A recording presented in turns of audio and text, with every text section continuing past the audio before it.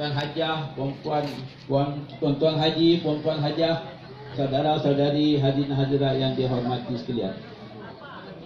Alhamdulillah, kita bersyukur kepada Allah Subhanahu Wa Taala kerana dengan izinnya pada malam ini kita dapat bersama-sama berkumpul di Taman Beringin ini bagi meraihkan untuk majlis ilmu sempena menyambut hari kelahiran junjungan besar kita Nabi Muhammad sallallahu alaihi wasallam. Tuan-tuan dan puan-puan, saudara-saudari hadirin yang dihormati, terlebih dahulu saya ingin mengucapkan terima kasih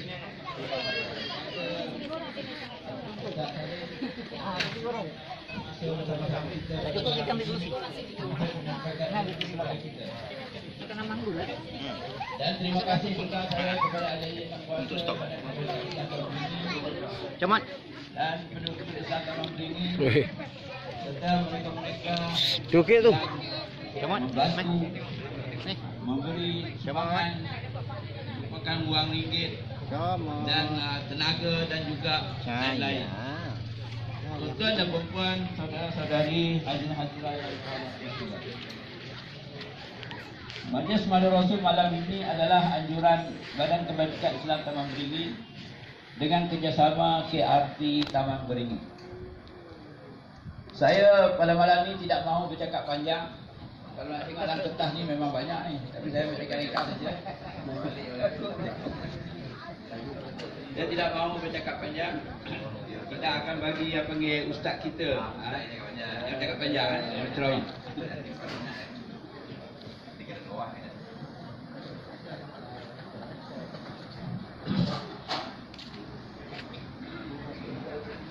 Terlebih dahulu saya ingin mengucapkan sekali lagi terima kasih kepada Ustaz Yafuddin hadir pada malam ini.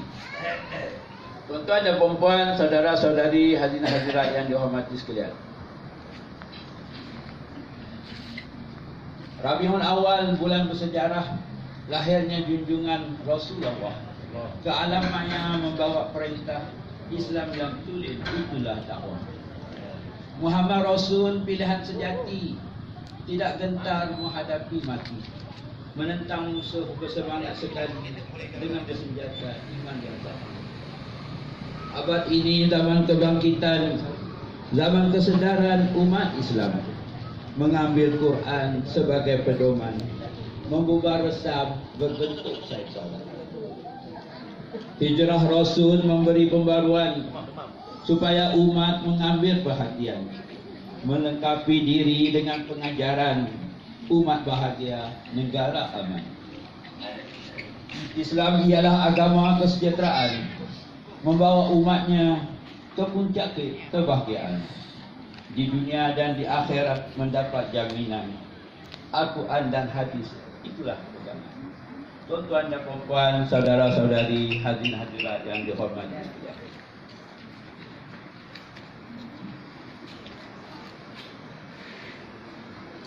Sebelum saya menjemput Ustaz Khalid menyampaikan ceramah beliau pada malam ini, Ustaz Khalid iaitu pegawai tafsir Al-Quran, pejabat kadi daerah Kulai, berkelulusan ijazah sarjana muda syariah Islamiah di Universiti Al-Azhar Mesir.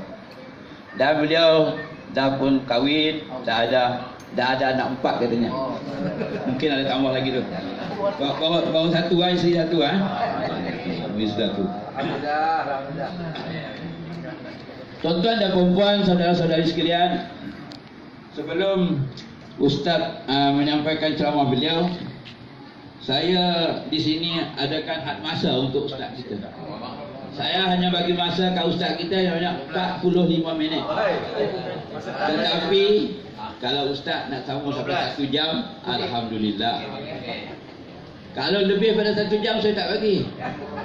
Sebab kita ada 2 lagi, iaitu berselawat dan makan.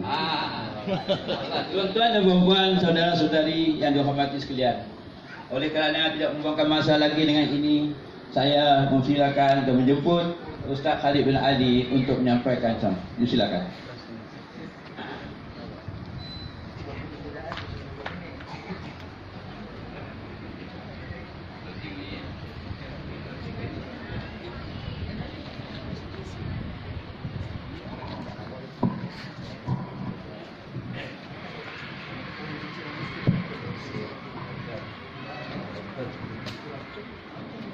Assalamualaikum warahmatullahi wabarakatuh. Bismillahirrahmanirrahim. Innal hamdalillah nahmaduhu wa nasta'inuhu wa nastaghfiruh wa na'udzu billahi min shururi anfusina wa min sayyiati a'malina. Man yahdihillahu fala mudilla lahu wa man yudlilhu fala hadiya lahu. أشهد أن لا إله إلا الله وحده لا شريك له وأشهد أن محمدا عبده ورسوله أرسله بالهدى ودين الحق ليظهره على الدين كله ولو كره المشركون. اللهم صل على سيدنا محمد وعلى آله وصحبه أجمعين. أما بعد. قال الله تعالى في كتابه العزيز بعد أعوذ بالله من الشيطان الرجيم لقد جاءكم رسول من أنفسكم عزيز عليه ما عنتم حريص عليكم بالمؤمنين رؤوف رحيم. صدق الله العلي العظيم. Alhamdulillah wa amma ba'du. Syukur kita kepada Allah Subhanahu wa taala dengan izinnya serta limpah kurnianya, juga rahmah dan juga inayahnya, dapat sama-sama kita berkumpul pada malam ini dalam satu majlis yang barakah, satu majlis yang mulia, iaitu majlis sambutan Maulidur Rasul sallallahu alaihi wasallam. Terlebih dahulu yang saya hormati pengerusi Badan Kebajikan Islam, pengerusi apa tadi? KRT Taman Beringin, juga merangkap pengerusi surau serta Tuan Imam, Tuan Bilal, Tuan Haji, Tuan Hajah, abang-abang, adik-adik, hadirin hadirat yang dirahmati Allah sekalian. Mudah-mudahan keberadaan kita di sini mendapat naungan rahmat Allah Subhanahu wa taala, insya-Allah. Amin, Allahumma amin. Yang pertamanya saya nak ucapkan tahniah kepada semua yang hadir dan juga penganjur, kerana ini luar biasa. Patut waktu-waktu gini dah melingkar dekat rumah, kan dah waktu-waktu gini lepas isyak, lepas makan ni patut dah melingkar depan TV. Tapi sanggup pula datang kemari, duduk sini nak dengar saya membebel kat depan ni. Ini suatu usaha yang baik, semangat yang patut. Mudah-mudahan semangat ini menggembirakan hati baginda Rasulullah sallallahu alaihi wasallam, yang kerana tujuan itu kita datang kemari. Tujuan untuk siapa? Untuk baginda Rasulullah sallallahu alaihi wasallam. Walaupun ada tujuan kedua nak mencekik lepas ni, kan, kita tahu dah. Sebab apa? Penceramah pun belum makan, memang sengaja tak makan. Katanya malam ni luar biasa jamuan ni, tapi malangnya dibagi masa 40 minit aja. Kita kalau dah pegang bergantu kadang-kadang, kan. Jadi tak apalah, mudah-mudahan majlis kita pada malam ini walau simple, walau singkat, tapi tujuannya mulia, tujuannya itu baik, tujuannya itu penuh dengan keberkatan. Mudah-mudahan semua yang hadir, yang terlibat, yang menyumbang, yang gotong royong, semuanya mudah-mudahan besok mendapatkan naungan rahmat Allah Subhanahu wa taala di akhirat. Berharap tak itu Maulid Rasul? Tak berharap? Rugi ya, kan? Berharap? Alhamdulillah. Jadi mudah-mudahan semua yang berharap, kaki-kaki yang berharap itu, kaki-kaki yang datang melangkah kemari. Tadi saya nampak ada yang naik motor bawa tongkat lagi, Masya Allah. Mudah-mudahan langkah-langkah itu besok menjadi asbab mudahnya langkah kita di titian siratal mustaqim untuk masuk syurga bersama dengan baginda Rasulullah sallallahu alaihi wasallam. Tuan-tuan dan puan-puan, muslimin muslimat yang dirahmati Allah, kan tujuan kita berkumpul untuk baginda Rasulullah sallallahu alaihi wasallam, untuk kita meraihkan hari kelahiran baginda Rasulullah sallallahu alaihi wasallam, insan yang paling mulia di atas muka bumi ini, kan, yang menjadi kekasihnya Allah Subhanahu wa taala. Tidak ada yang lebih mulia di atas muka bumi ini melainkan baginda Rasulullah sallallahu alaihi wasallam. Buktinya apa? Walau sudah wafat 1400 tahun yang lalu, sampai hari ini masih diingati, masih disebut, masih dibacakan kisah sejarah sebagainya, dibacakan hadis-hadis, kalam-kalam, kata-katanya. Ini bukti insan yang mulia. Mana ada orang yang macam tu? Kita besok kalau mati, agak-agak berapa lama orang sebut nama kita? 7 hari ada? Mungkinlah. Sebab apa ada tahlil 7 hari nanti? 40 hari ada? Mungkin jugalah ada tahlil 40 hari. Lepas tu orang lupa nama kita. Setahun sekali adalah mungkin ingat, kan? 2 tahun sekali mungkin adalah yang sebut-sebut. Lupa orang nama kita. Tapi ini Nabi wafatnya sudah 1400 tahun yang lalu, tapi sampai hari ini, bahkan sampai hari kiamat, namanya disebut-sebut, kisahnya dibacakan, selawatnya dikumandangkan, kewafatannya diraikan, kelahirannya diraikan. Ini insan yang paling mulia di atas muka bumi Allah Subhanahu wa taala. Maka walaupun yalah zaman sekarang ni orang dah pandai sangat, macam-macam tuhmaan, macam-macam dakwaan. Mana ada Nabi suruh buat, mana ada Nabi suruh sambut, kan? Ini bid'ah, ini tak betul, abaikan itu semua, kan? Walau Nabi tak suruh, kita lakukan demi apa? Kecintaan kita kepada baginda Rasulullah sallallahu alaihi wasallam. Ini kita sambut Maulid biasa aja. Para sahabat radhiyallahu anhum dahulu lebih hebat lagi peringatan mereka kepada baginda Rasulullah sallallahu alaihi wasallam. Lebih dahsyat lagi pengorbanan mereka untuk baginda Rasulullah sallallahu alaihi wasallam. Namun walaupun Nabi tak suruh kita buat, kerana apa? Ini bukti kecintaan kita kepada baginda Rasulullah sallallahu alaihi wasallam. Jadi majlis Maulid ini takkan lengkap, dia takkan sempurna kalau dalamnya itu kandungannya itu tak ada selawat, hambar majlis itu. Kerana selawat adalah satu-satunya pengikat kita dengan baginda Rasulullah sallallahu alaihi wasallam di dunia dan juga besok di akhirat. Setiap selawat yang kita baca kat dunia ini akan sampai ke makam baginda Rasulullah. Nama-nama setiap orang yang baca, listing dia, senarai dia sampai kepada baginda Rasulullah sallallahu alaihi wasallam. Ada satu malaikat yang Allah Taala ciptakan. Ketika ditanya kepada malaikat itu, kan, apa tugas yang paling berat yang pernah kamu pikul?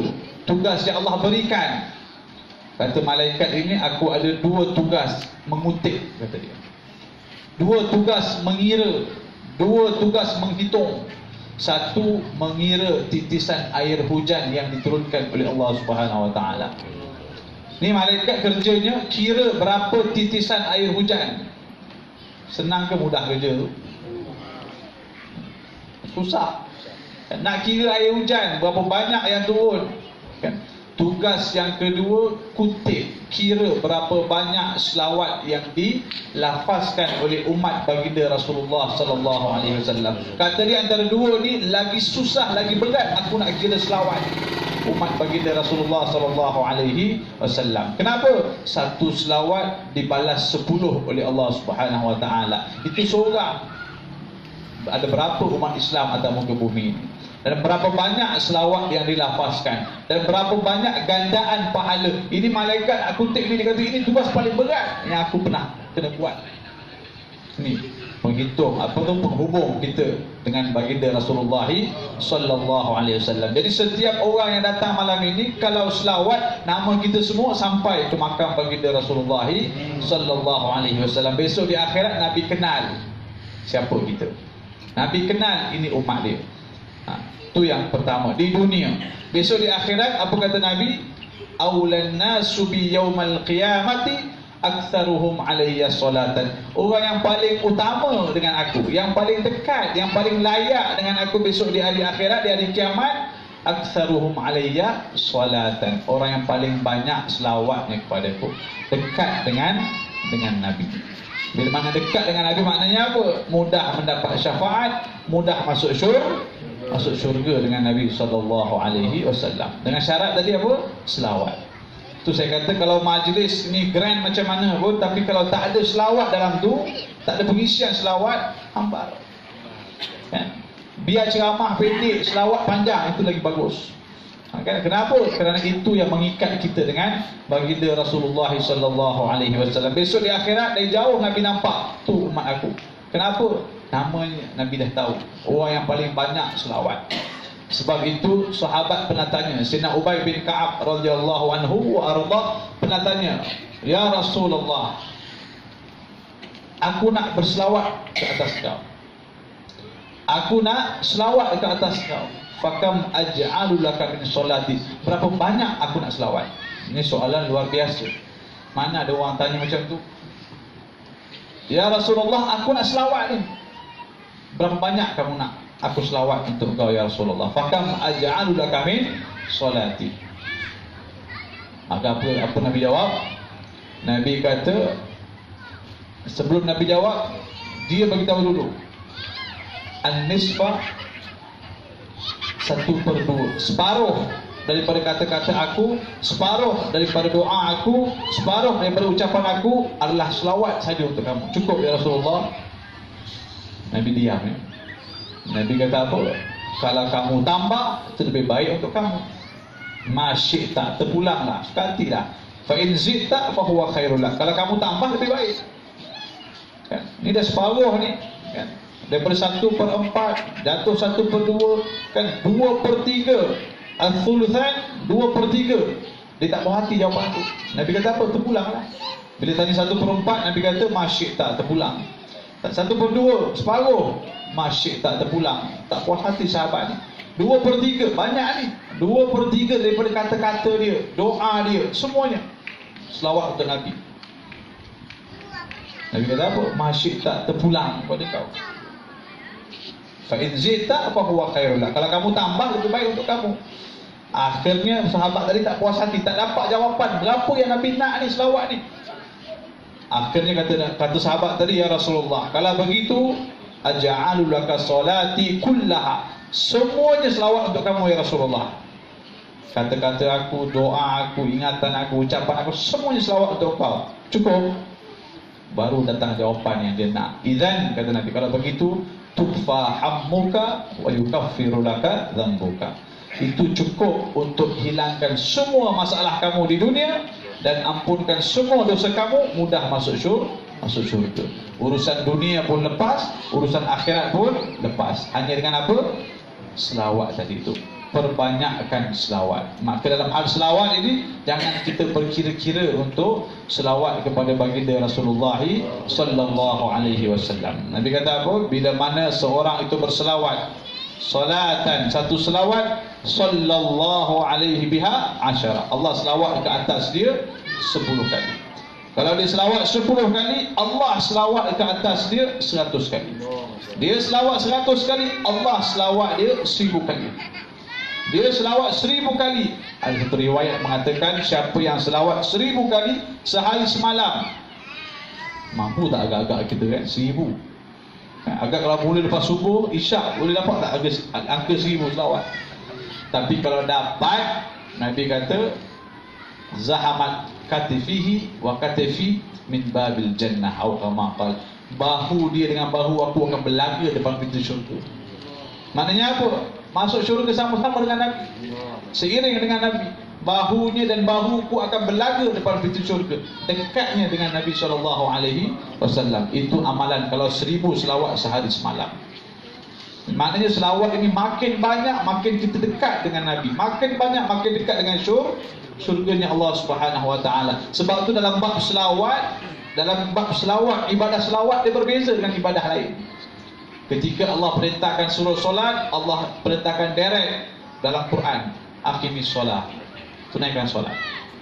Dalam bab zakat, Allah perintahkan direct, keluarkan zakat, wa tu'ti zakat, bayar zakat. Dalam bab puasa, Allah perintahkan direct, supaya apa? Puasa. Kutiba alaikumusiyam kama kutiba alal ladzina min qablikum. Ketika Allah suruh buat haji, direct Allah kata apa? Wa tahujjul bait, pergi haji ke Baitullah. Semua ibadah-ibadah lain dalam syariat Allah suruh buat, direct perintahnya.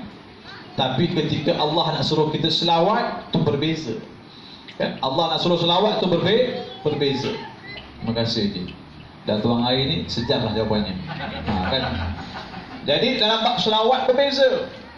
Ketika Allah nak suruh kita selawat, Allah mulakan dirinya dahulu. Innallaha wa malaikatahu yusalluna 'alan nabi. Sesungguhnya Allah dan malaikatnya berselawat ke atas Nabi. Allah mulakan dirinya dan para malaikatnya selawat ke atas Nabi. Baru diperintahkan, ya ayyuhalladzina amanu sallu alaihi wa sallimu taslima. Wahai orang yang beriman, selawatlah ke atas Nabi SAW. Kan berbeza selawat. Ini kita nak cerita fadilat selawat dulu. Kan kerana apa? Ini yang saya katakan pengikat, penghubung kita yang paling kuat dengan baginda Rasulullah sallallahu alaihi wasallam. Jadi makin banyak selawat, makin dekat dengan Nabi sallallahu alaihi wasallam. Mudah dapat syafaat. Nabi kata orang yang layak dapat syafaat, orang yang paling banyak selawat. Kan ibarat kita lah kan. Kita kalau kenal orang tu, kan, saya kenal contohnya Haji Saleh ni, kenal rapat sungguh, baik. Dia pun kenal saya, luar dalam, semua dia tahu. Kan? Saya ada masalah, datang, Ji, pinjam RM100 ni.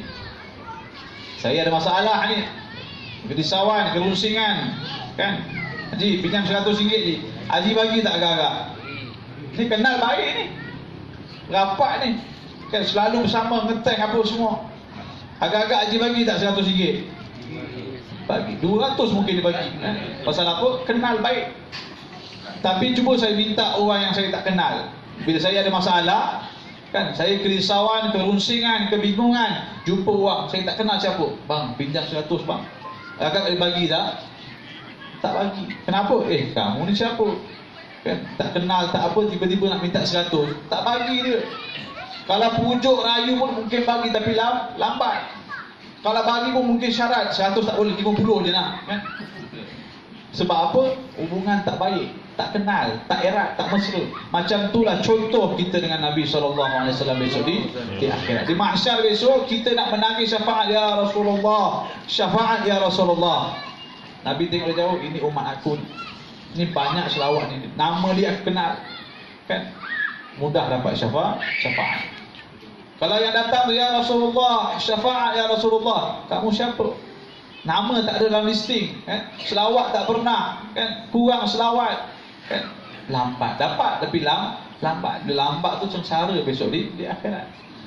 Jadi begitu ibaratnya pengikat kita dengan Nabi melalui selawat kepada baginda Rasulullah SAW. Jadi selawat ini jangan dilupakan, tuan-tuan.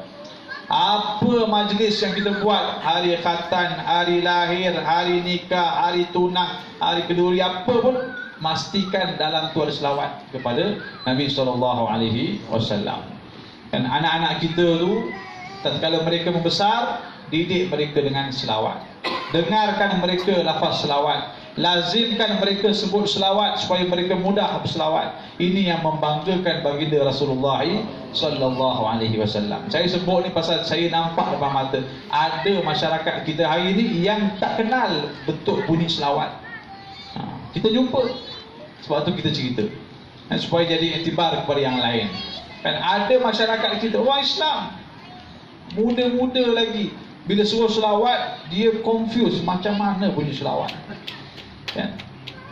Pernah dulu, tak tahu saya dah pernah cerita ke belum kat sini, kan? Ketika temu duga pasangan nak menikah, kan dulu saya antara kerjanya itulah, orang nak nikah, nak hantar borang tu, temu duga dulu dengan saya, lulus baru sign, dapat kebenaran untuk nikah. Jadi yang datang ni muda-muda lah yang menikah, pasangan lelaki perempuan datang, kita pun interview. Ni saya bagi soalan bocor ni, jangan beritahu siapa, kan? Tapi mudah-mudah aja soalannya, kan? Suruh mengucap, suruh istighfar, kan? Tanya pasal solat sikit, suruh selawat. Bab selawat tu dia dah confused. Selawat, dia tengok pasangan dia, selawat. Ustaz, bagi depan dia, Ustaz, depan dia minta kita pula jawapan, kan? Saya nak depan, kan? Saya kata cuba ingat-ingat balik macam mana bentuk selawat. Ada yang overconfident, selawat mudah, at-tahiyyatul mubarakat, tahiyat yang dibaca macam nak lepuk pun ada waktu tu. Nak bagi tahu kan ada sebahagiannya, segelintirnya bunyi selawat dia tak kenal. Kenapa? Mungkin barangkali tak pernah didengarkan selawat, tak pernah duduk dalam majlis selawat, kan? Jadi ini bahaya.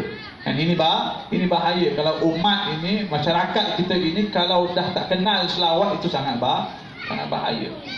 Jadi selawat ini diserakkan, selawat ini diperluaskan bacaannya, diperdengarkan bacaannya kepada semua orang, generasi-generasi kita akan datang. Inilah pengikat kita, tali kita dengan baginda Rasulullah sallallahu alaihi wasallam, selawat.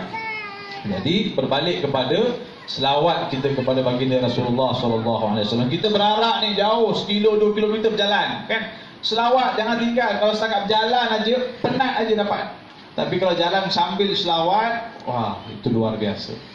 Itu luar biasa. Jadi pengisiannya mesti selawat kepada baginda Rasulullah sallallahu alaihi wasallam. Jadi majlis maulid itu mesti ada selawat, dan selawat itu mesti mengingatkan kita kepada baginda Rasulullah sallallahu alaihi wasallam. Itu yang pertama.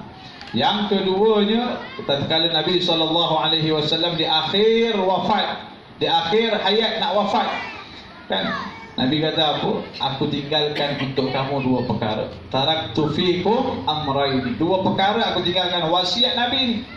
Nabi tak tinggalkan kepada kita harta, kekayaan, kesenangan, tapi 2 perkara yang Nabi tinggalkan. Idza tamassaktum bihim, kalau kamu pegang 2 benda ni, pegang erat-erat kuat-kuat, lan tadillu abadan, kamu tak akan sesat sampai bila-bila. Nah, yang pertama Al-Quran, kitabullah.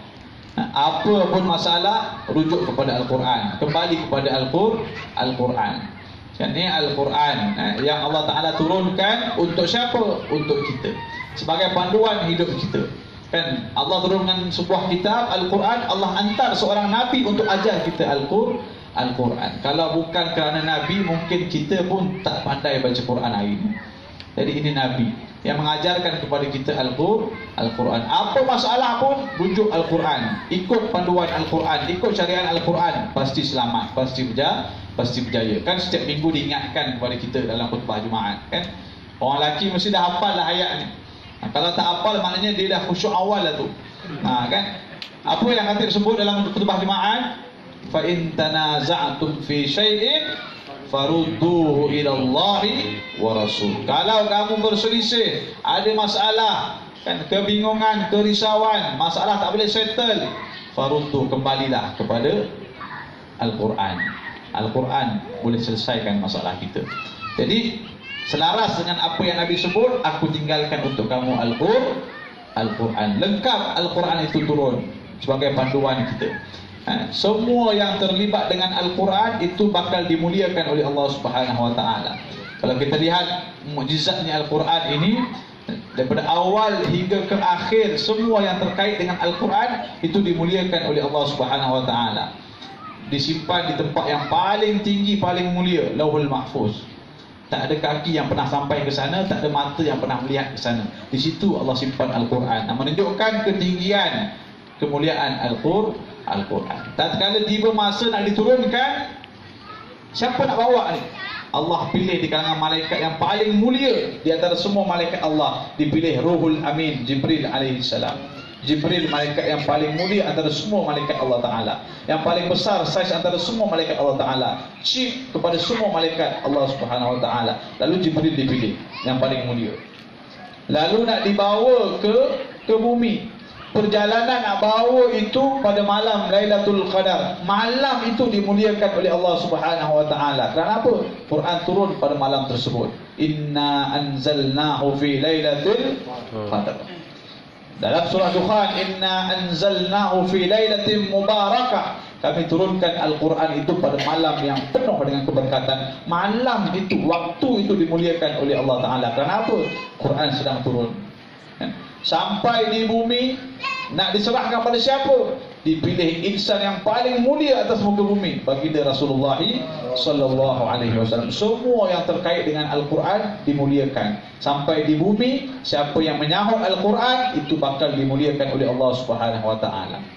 Baik yang mengajar, baik yang membaca, baik yang mengajar, baik yang menyumbang, baik yang berinfak, baik yang menjaga, baik yang menulis, baik yang menghafal, baik yang mengamalkan, baik yang pertahankan, semua yang terkait dengan Al-Quran itu bakal dimuliakan oleh Allah Subhanahu wa ta'ala. Jadi kita dengan Quran jangan tinggal. Kita dengan Quran jangan jauh, kan? Bacalah Al-Quran setiap hari dalam seharian kita. Dalam kehidupan kita, hari-hari pastikan ada ayat Quran yang kita baca. Walau 3 ayat yang kita sempat. Jangan sampai sehari itu bangun pagi sampai malam tidur semula tak pernah baca, tak ada baca langsung Quran. Rugi kita. Hari kita berlalu tanpa kita membaca Al-Quran. Kerana Al-Quran ini, walau 1 ayat yang dia baca, itu mampu jadi syafaat untuk kita besok di akhirat. Ini Nabi kata, aku tinggalkan untuk kamu Al-Quran. Baca sahaja. Quran ini baca sahaja. Jangan kata baca, tengok sahaja dapat pahala. Itu hebatnya Al-Quran. Tak sama dengan kitab-kitab yang lain. Kitab Taurat, kitab Injil, kitab Zabur. Walaupun itu semua kitab-kitab Allah, kitab samawi, tapi tak sama kedudukan dengan Al-Quran. Kitab-kitab itu hanya sebagai kitab panduan, perlembagaan hidup. Baca tak dapat pahala, biasa je, panduan saja. Lalu habis tempoh dia, habis zaman dia, diangkat syariat, dah tak pakai. Tapi ini Al-Quran tak ada expired sampai hari kiamat. Tengok dapat Quran, baca dapat Quran, belajar dapat Quran, mengajar dapat Quran, semuanya. Khairukum man ta'allamal Qur'ana wa 'allamah, kata Nabi. Sebaik-baik kamu, semulia-mulia kamu yang membaca Al-Quran dan mengajarkannya. Jadi semua yang terkait dengan Al-Quran. Kalau kita tak mampu baca, didik anak kita supaya baca Quran, kita keluarkan belanjanya. Hantar kelas mengaji, kita bayar yurannya. Ada saham untuk Al-Quran, kan? Ada wang lebih, ada simpanan lebih, kita buat infak Al-Quran, kan? Apa sahaja yang menyumbang kepada Al-Quran, itu tak akan rugi, bahkan akan dimuliakan oleh Allah Subhanahu wa ta'ala. Ada satu kisah pernah berlaku di Pontian, kalau tak silap, di Pontian. Ketika proses gali semula kubur-kubur lama, kan? Bila kita terlibat dalam proses penggalian kubur-kubur lama, nak dipindahkan ke tanah perkuburan yang baru, kan? Ada jenazah yang dah meninggal puluhan tahun, tapi jenazahnya itu elok, bersih, macam baru semalam tanam. Padahal tengok batu nisan, dah meninggal orang ini puluhan tahun, kan? Tapi jenazahnya masih hidup, kain kapan pun tak rosak, kan? Bila kita panggil ahli waris, tanya sebagainya, kan? Tanya siapa arwah ni sebagainya, kan? Orang biasa, orang kampung, kan? Yang tak ada kelulusan tinggi pun, kan? Bukan ada ijazah master, tak ada. Orang kampung biasa, makcik-makcik, wanita tak silap waktu tu jenazah itu. Bila soal selidik temu bual warisnya, rupanya jenazah itu mengajar Quran anak-anak orang kampung dekat rumah dia. Itu aja. Kerana apa? Mengajar Al-Quran. Anak-anak kecil datang rumah, ngajar petang, sengaja 1 jam balik, kan? Itu aja kerja makcik tu. Tapi nak bagi tahu, kerana Quran tu jenazahnya dimuliakan, tak dimakan bumi. Ini yang kita nampak di zaman kita hari ini. Antara banyak lagi contoh-contoh di Kota Tinggi, kan? Di Punggai tu, kan? Punggai tu, pasang pengerang tu, berlaku antara cerita-cerita yang lebih kuat macam tu. Jadi nak bagi tahu hebatnya Al-Quran. Kalau orang itu berdamping dengan Al-Quran, dekat dunia selamat, di alam barzakh selamat, di akhirat besok lebih lagi selamat. Kalaulah dia tak tahu nak baca Quran, yang dia tahu muluk aja contoh. Kerana apa? Sekarang kita kan dalam rangka nak membiasakan masyarakat kita dengan surah muluk, surah kahfi, kan? Contoh jangan tak baca-baca. Kat surau dah diamalkan, masjid dah diamalkan, ada teks baca. Tapi alhamdulillah, dalam kajian kita Jabatan Agama Islam, kita nampak masyarakat kita dah mula biasa. Dulu kalau baca mesti nak ada teks. Sekarang bila huruf teks, accent dia. Kenapa? Dah hafal. Bagus. Maknanya apa? Masyarakat dah mula sedar. Masyarakat Islam dah mula ambil perhatian. Bahkan dah sampai hafal dah. Kalau tak dibuat gitu, sampai tua, sampai mati tak hafal surah muluk, surah kahfi sebagainya. Jadi contoh, ada orang yang tak pandai baca Quran, mulut aja dia tahu baca. Sebab apa? Dengar hari-hari kan orang baca kat surau, ikut mulut. Walau satu surah saja yang dibaca, yang diamalkan, satu surah itu pun cukup untuk menyelamatkan di dalam kubur dia dan besok di akhirat, di mahsyar. Apatah lagi kalau yang baca semua, apatah lagi yang hafal, apatah lagi yang mengamalkan, yang beramal, berpegang. Ini lebih lagi mudah mendapatkan syafaat. Nabi kata apa? Iqra'ul Quran fa innahu ya'ti yaumal qiyamati syafi'an li ashabi. Bacalah Quran, kata Nabi, kerana akan datang besok di hari kiamat Quran itu sebagai syafaat untuk ashab, sahabat dia. Siapa sahabat dia? Kita lah, yang membaca, yang mengajar, yang menginfak, yang mengamalkan, yang semua yang terkait dengan Al-Quran. Ini yang Nabi kata, aku tinggalkan untuk kamu. Yang pertama tadi Al-Quran. Apa masalah pun berbalik kepada Al-Quran. Kan kalau kita tak pandai, pastikan zuriat keturunan kita pandai baca Quran. Kalau kita bukan hafiz, pastikan zuriat keturunan kita ada yang hafiz Al-Quran. Sumbang ke arah Al-Quran supaya saham dia akan berbalik kepada kita. Ini Al-Quran yang Nabi tinggalkan. Yang kedua kata Nabi apa? Wasunnati, sunnahku. Orang yang hidup dengan sunnah Nabi itu pasti akan berjaya. Sunnah ni banyak sangat sunnah Nabi. Sunnah Nabi yang terangkum dengan kata-kata Nabi, perbuatan Nabi yang orang nampak, yang Nabi tak cakap tapi ikut saja pun termasuk dalam sunnah Nabi. Kan apa sahaja yang Nabi buat, kita buat. Yang Nabi suka, kita suka. Itu semua sunnah Nabi. Para sahabat contoh terbaik dalam kita nak ikut sunnah Nabi. Of course, sebab mereka hidup zaman Nabi. Mereka nampak bulat-bulat apa yang Nabi buat. Tak tahu ditanya Nabi, dapat jawapan langsung daripada Nabi. Maka sunnah terbaik ikut sunnah para sahabat. Hari ni orang tak nak sahabat, saya tak ikut sahabat, saya ikut Nabi je. Kan? Kalau tak ada sahabat, manakan kita tahu apa yang Nabi buat? Kan? Kita mesti ikut jalan yang betul. Kan hari ni banyak sangat orang-orang yang terlebih pandai, tunjuk pandai, kan akhirnya tolak ulama-ulama, tolak ahli bait, tolak mazhab, tolak tabi'in, tolak tabi'in. Saya tak nak ikut, itu semua orang biasa, boleh buat salah. Saya ikut Nabi je, Nabi yang maksum. Cuba tanya dia, kalau takkan kerana jalan ini, mana kamu tahu solat tu bagaimana? Nabi kata apa? Sallu kama ra'aitumuni usolli. Solatlah kamu sebagaimana kamu lihat aku solat. Jadi kalau kita nak solat cara Nabi, kita pernah nampak ke Nabi solat? Tak pernah nampak. Dari mana kita tahu? Ini jalan dia. Guru-guru kita, kan, tok guru kita, atau guru dia, kan, terus sampai kepada tabi'in, para salaf, sampai kepada sahabat, baru sampai kepada Nabi. Jadi mesti ikut jalan ni. Tak ikut jalan ni, sebab tu riwayat banyak. Ada yang Nabi kata dua perkara tadi, Al-Quran wa sunnah. Al-Quran wa itrati, ahli keluargaku. Al-Quran wa ashabi, sahabat-sahabatku. Banyak riwayat yang Nabi suruh kita pegang dua ni. Jadi sunnah Nabi itu diamalkan. Para sahabat contoh terbaik. Daripada A sampai Z ikut Nabi. Apa yang Nabi suka, itulah yang disuka. Apa yang Nabi makan, itulah yang bab makan pun ikut sunnah Nabi. Kita bab lain mungkin boleh, tapi bab makan kadang-kadang kalah juga kita dengan sunnah. Nabi kata berhenti sebelum kenyang, kita kata belum, kan? Kalah juga dengan sunnah, kan? Nabi kata apa? Makan sebelum lapar. Ni dah lapar dah ni, kan? Berhenti sebelum kenyang. Bab itu ni kita dah gagal. Jadi nak bagi tahu, kalau ikut sunnah ada kejayaan. Kalau bab makan ikut sunnah, tak ada penyakit. Nabi mana pernah kena kencing manis? Nabi mana pernah kena gaut? Darah tinggi, bahkan suka makan kambing Nabi ni. Kita dapat kambing allergic. Ada kambing malam ni? Tak ada. Nabi tu kalau boleh hari-hari makan kambing. Tak ada cerita Nabi kena darah tinggi.